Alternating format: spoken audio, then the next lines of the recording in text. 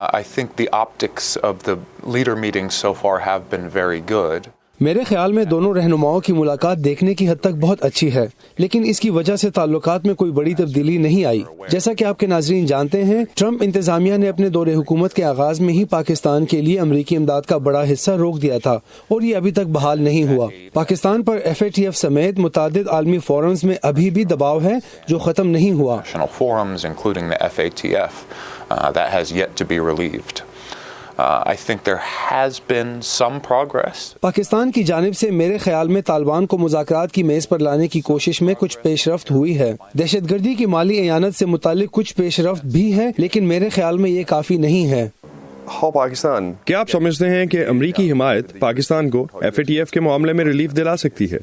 To me, it's less of a political question. میرے نزدیک یہ سوال سیاسی کم ہے، یعنی یہ دیکھنا ضروری نہیں کہ کیا پاکستان امریکہ کا منظور نظر بن گیا ہے یا نہیں، بلکہ FATF کے معاملے میں امریکی حمایت حاصل کرنے کا آسان طریقہ یہ ہے کہ ادارے کی سفارشات پر عمل کیا جائے، اور حقیقت یہ ہے کہ FATF ایک ایسا گروپ ہے جو اتفاق رائے کے ساتھ کام کرتا ہے۔ ہندوستان کے پاس یہ صلاحیت نہیں کہ وہ تنہا پاکستان کو بلیک لسٹ میں شامل کرنے کے فیصلے کو متاثر کر سکے۔ یقیناً بھارت اس معاملے میں ہونے والے اجلاسوں کے ماحول پر اثر ڈال سکتا ہے، لیکن اس کے پاس اتنی طاقت اور اختیار نہیں کہ وہ اکیلا فیصلہ کن ووٹ دے سکے۔ اور اسد اللہ خالد اس وقت ہمارے ساتھ اسٹوڈیو میں موجود ہیں۔ اسد، آپ ان سے بات کرتے جیف اسمتھ سر، انہوں نے یہی کہا کہ پریکٹیکلی کیا کر کے دکھایا جا سکتا ہے وہ اس سے بہت زیادہ اہم ہے جو کہ آپٹکس ہیں، جو نظر آ رہے ہیں دیکھنے میں۔ تو جب ہم FATF کی بات کرتے ہیں تو اب تک کیا گولز پاکستان کے لیے سیٹ کیے گئے تھے اور پاکستان پھر ان پہ کیا کر پایا ہے؟ پاکستان کے لیے کافی رف جو گولز تھے وہ پاکستان کے معاشی تجزیہ کار اور اوور آل جو ماہرین ہیں وہ کافی حد تک پریشان تھے جب یہ سٹارٹ ہوا۔ ابھی بھی خیر چیزیں پوری نہیں ہوئی۔ اب بھی جو بیجنگ میں اس وقت میٹنگ چل رہی ہے جس کو چائنا اور انڈیا کو چیئر کر رہے ہیں دونوں، اور جس طرح سے 21 اور 23 کے درمیان اس کو ریویو کیا جا رہا ہے، 27 پوائنٹس جو تھے وہ پاکستان کو دیے گئے تھے، ایکشن پوائنٹس جو دیے گئے تھے، جس میں سے 5 لاسٹ ریویو میٹنگ میں دیکھا گیا کہ براڈلی میٹ کر لیے گئے ہیں، لیکن اس کے باوجود 22 ایسے ہیں جن میں سے کچھ کو تو ابھی تک ٹچ بھی نہیں کیا گیا، جس میں جو پروونشل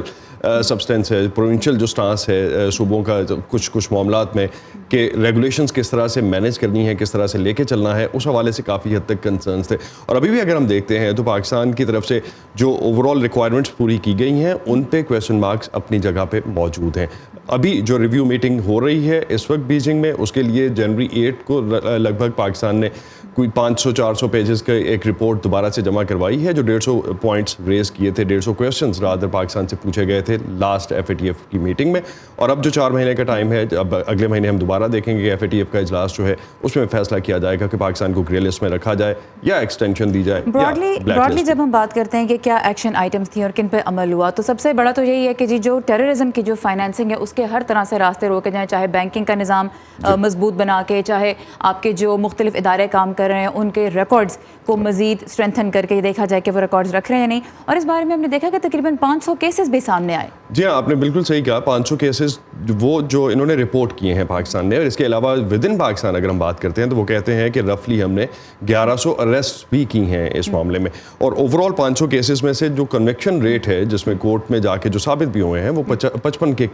پاس ایسے کیسز ہیں، اور اس کے بعد انڈر ٹرائل کیسز بھی کافی زیادہ ہیں۔ لیکن ابھی بھی اس پہ سیٹسفیکشن کتنی ہے